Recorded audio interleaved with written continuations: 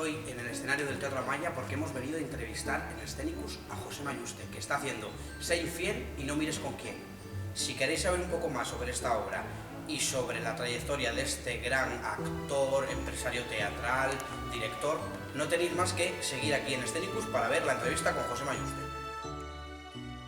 Estamos en este escenario maravilloso del Teatro Amaya, estás haciendo Sé infiel y no mires con quién, que este público se está riendo de una forma increíble. Yo he sido uno de esos espectadores, pero a mí me gustaría preguntarte, vamos a poner que yo te pido que te enfrentes a un extraterrestre y me dices, ¿por qué un extraterrestre? Sí. Una persona que venga al teatro habitualmente y que no conozca esta función, que se ha representado tantas veces en España, ¿qué le dirías para que viniese al Teatro Amaya a ver Sé infiel y no mires con quién? Yo le diría que si le gusta la comedia de enredo, típica de las series de televisión, que la vea en un teatro. Esto es como ver una grabación de una serie de enredo, de comedia de enredo en televisión, presenciar una grabación en un falso directo, digamos, pues venir al teatro y verlo durante hora y media. Es así de sencillo, ¿no? O sea, que se va a reír seguro, salvo que tenga dolor de estómago, muy mal carácter, es una persona amargada, se va a reír seguro. O sea, le garantizo que se va a reír. Lo va a pasar muy bien. Eso es la primera premisa que yo les diría, es vengan relajados, déjense seducir, porque lo pasarán bien.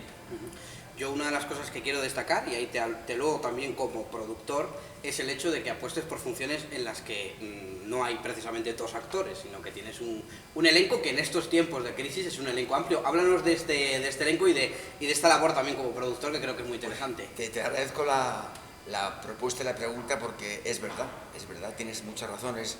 Es un gran esfuerzo en una compañía privada como esta, absolutamente privada. Meterte en una historia con 9 actores es prácticamente o ir a la ruina, digamos, o si no, pues ir a cubrir gastos, ¿no? Es así, ¿eh? O sea, no, date cuenta que son 9 actores que la gente ve, pero luego hay técnicos, hay un camión que viaja en gira, etc. Es prácticamente lo comido por lo servido, pero bueno, yo quería apostar por una comedia con muchos personajes, porque hacía muchísimos años que no lo veía yo en un escenario, y a nivel privado, insisto, y me apetecía volver a llevar el teatro, ese teatro de los años 70, 80, que a la gente le emociona, le gusta, le divierte tanto, con personajes, con gente que entra y que sale al escenario, con puertas que se cierran, que se abren, con líos, con enredos, y que ya casi nadie hacía. Hoy en día, como tú bien sabes, pues las comedias son de 4, de 3, de 2, de 5, alguna muy puntual, de 6, pero muy puntual, pero de 9 no. De nuevo es casi un milagro. Y bueno, en este espectáculo, en tu trayectoria como productor, se ha convertido ya en una constante, una figura, la de Jaime Azpilicueta. Yo no sé de qué manera os conjugáis vuestra mirada creativa en los espectáculos en los que trabajáis juntos. Sí, bueno, Jaime, yo tenemos una admiración mutua, es así de fácil, ¿no? Yo le admiro como profesional, como persona, como gran director, como artista en el fondo que es, con un gran sentido del humor y una gran capacidad para entender y mover y llevar la comedia allá donde le llaman. Y además él fue el padre de la criatura, de esta criatura en el año 72, ¿no? El que hizo la versión, el que la puso después, el que la llevó al éxito, junto con los actores, por supuestísimo, y el director. Pero él conoce muy bien esta comedia y yo he echado mano de él para que me aconsejara, para que me diera su punto de vista, y le he escuchado en muchas ocasiones, muchos cafés que hemos tenido antes de incluso de hacer yo la versión, durante el proceso de la versión, que la hice también, y durante el proceso de la dirección también eché de mano de él. Jaime, ¿cómo ves esta escena? O sea, que para mí ha sido mi padre espiritual en esta comedia que hace ya 40 y pico años que se estrenó y que yo la vi, pero no la recordaba casi nada, ¿no? Entonces ha sido una pieza clave para mí. Uno de los problemas y las dificultades que siempre tiene una comedia es que las comedias somos, digamos, que hijos de su tiempo. Yo te he oído decir que a la hora de hacer la versión, como siempre te pasa con otras funciones que has cogido, has tenido incluso que quitarle un poco de polvo y un poco de naftalina, o bastante. ¿Cómo ha sido ese trabajo? Pues es un trabajo difícil, no te voy a engañar. La comedia del año 72, imagínate, no había móviles, no había redes sociales, no había nada, no había nada.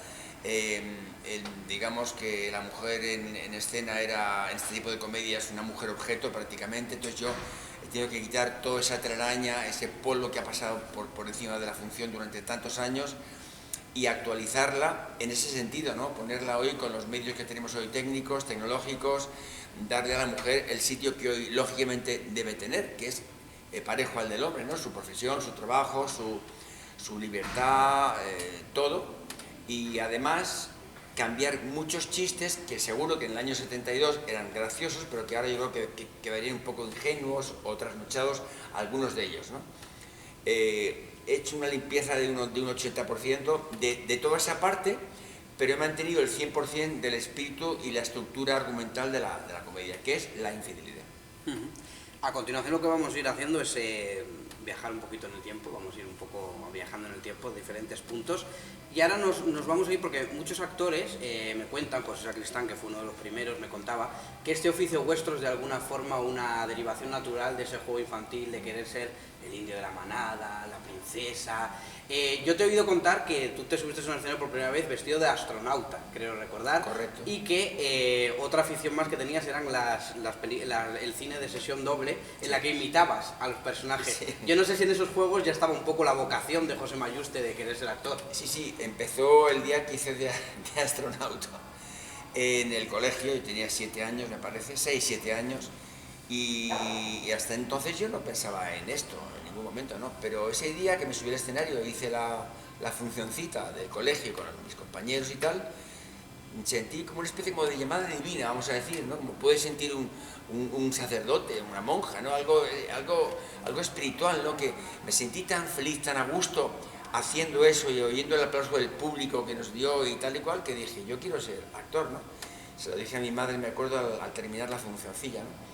Entonces, creo que eso, más todos los años después que mi padre me dedicó en fines de semana, digo mi padre porque mi madre murió a los 2 años de aquello, mi padre me dedicó muchos fines de semana llevándome a actos culturales, a conciertos, a teatro infantil, claro, teatro juvenil, teatro infantil, cine, películas en doble, muchísimo cine, museos.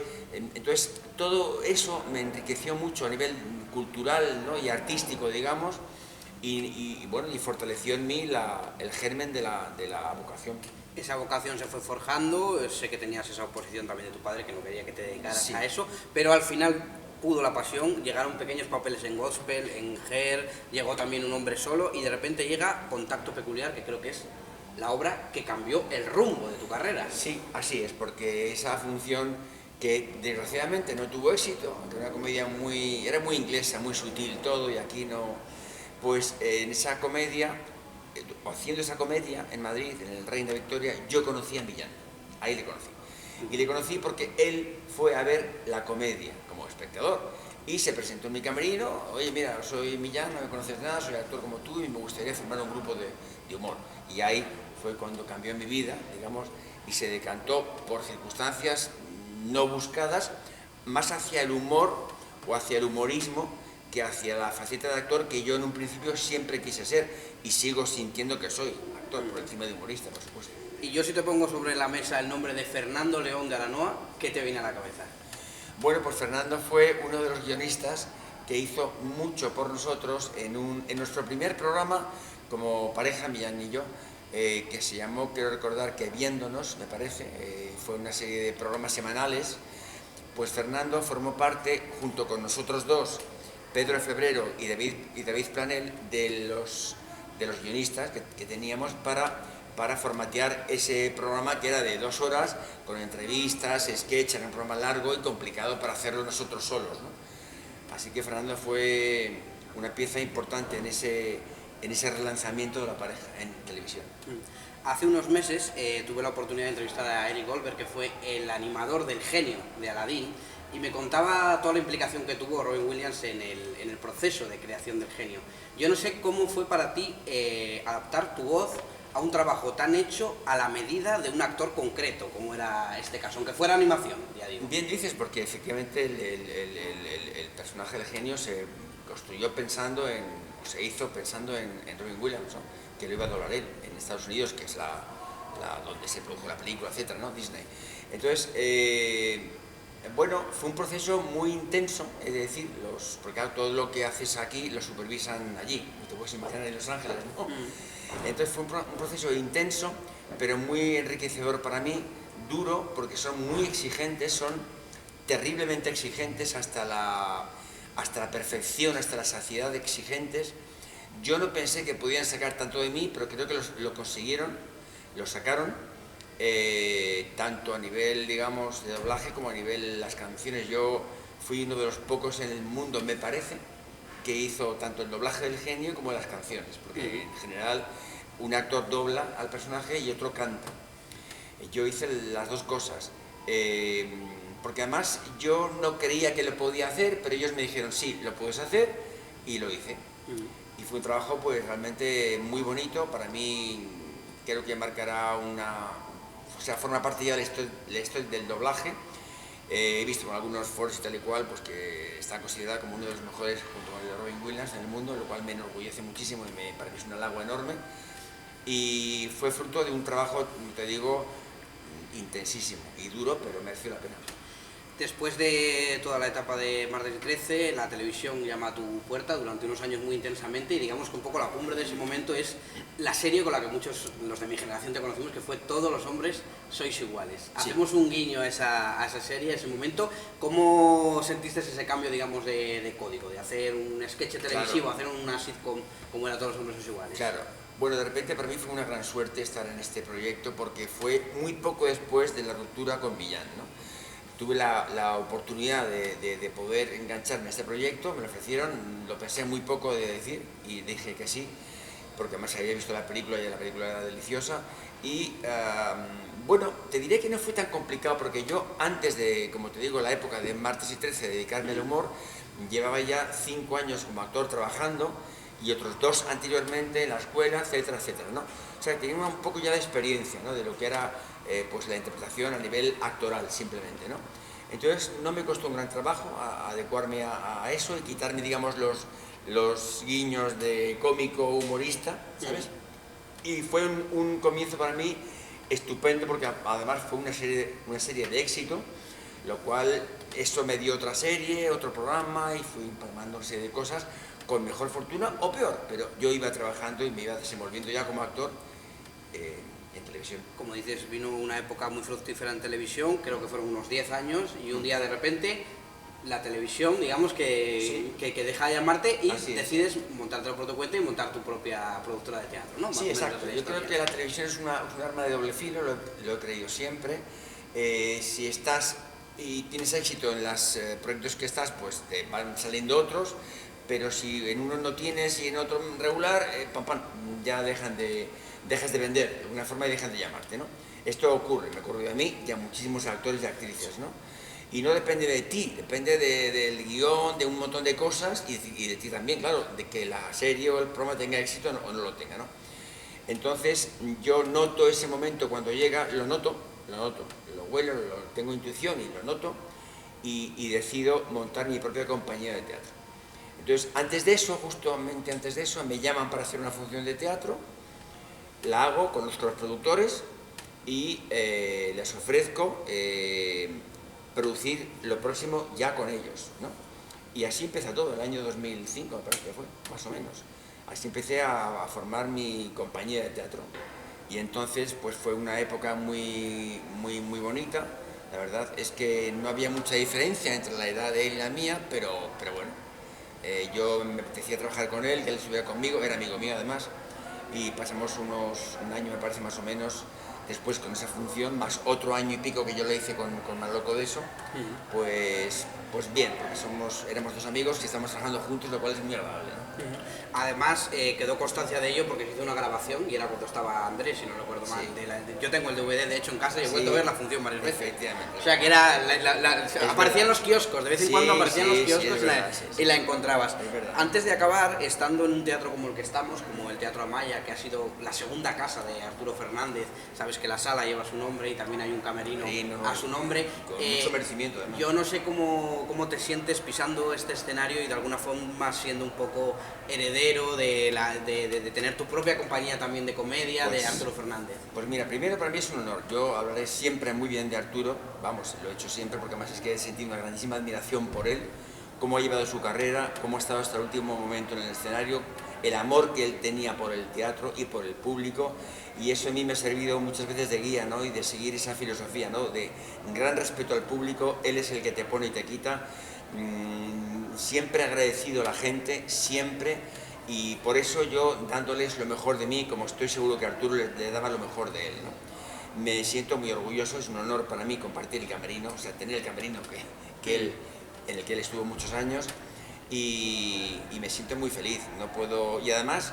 es que este teatro para mí también es un poco mi segunda casa, en el sentido de que yo vivía aquí con mis padres, a una manzana de aquí, en la calle García de Paredes, y entonces aquí venía de pequeño con mi padre a ver películas de estreno, este cine, Cinemaya anteriormente, y tengo unos recuerdos pues estupendos de esa época mía de la infancia y primera juventud, de ese teatro. Este era mi barrio, Perfecto. Ahora para acabar, dinos, mira, en Scenicus nos hemos planteado que cada entrevistado nos diga a alguien que deberíamos entrevistar por su contribución al hecho de la creatividad escénica artística. Puede ser un actor, puede ser un escenógrafo, puede ser un director. ¿A quién tú, si tuvieras ahora, estuviera en tu potestad, nos recomendarías que entrevistáramos en Scenicus? Una persona no tiene por qué ser precisamente mediática. Ya, pues mira, yo te diría que entrevistaras a Cornejo, a Enrique Cornejo. Sí. Porque es un hombre que ha hecho muchísimo por el teatro, que ha tenido 3 teatros y que ha hecho mucho por el teatro desde la producción, desde la tranquilidad, desde detrás, que ama mucho el teatro, que quiere mucho a los actores y que nos ha cuidado siempre mucho. Yo te propondría que... Pues me parece muy bien, y además sientas un poco la base, al ser tú también productor, la base de que tengamos próximamente en Scenicus también productores, que es una cosa que... Una pieza fundamental. Una pieza fundamental sin la que no funciona el teatro. Exacto, sin ellos no estaríamos aquí. Así que nada, solo nos queda mirar por allí y mandar un saludo. Ha sido un placer tener a José Mayuste en la entrevista de Scenicus, y espero que os guste y que vengáis a ver Sé infiel y no mires con quién. ¿Por qué? ¿Por qué? Dilo tú. ¿Por qué? Porque si te quieres reír de verdad y pasar hora y media divertidísima, venir a ver Sé infiel y no mires con quién. La risa es terapia. Bueno, pues acabamos de estar nada menos que con José Mayuste. Ha sido un placer demostrar que este artista, en el que la creatividad es parte de su vida, nos puede contar cosas tan interesantes. Esperamos que hayáis disfrutado de esta entrevista para Scenicus y os esperamos en la próxima, que va a ser muy pronto. Un saludo.